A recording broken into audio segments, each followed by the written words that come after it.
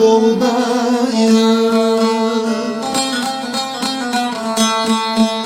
Yaz gelince cennet olur çölleri, arpa yulaf buğday bizim doğudayım. Bizim doğudayım, bizim doğudayım.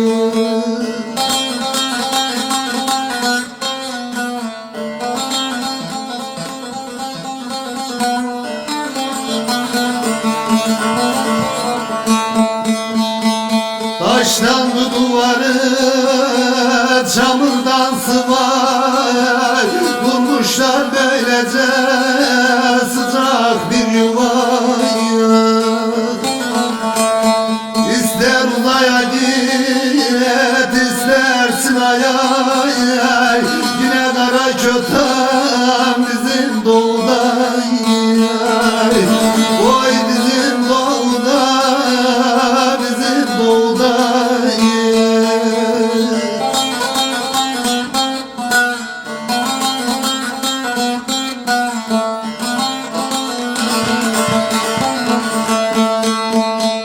Kapının önüne vurmuş kalağı, kalağın dibine koymuş yalanı.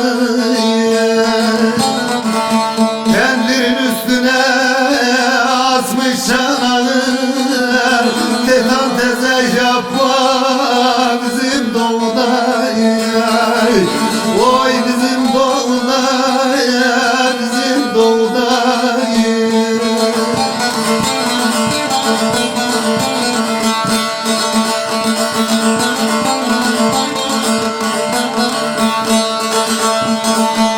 Yürüme kardeşim, yürüne edelim, gerekirse köye geri dönerim.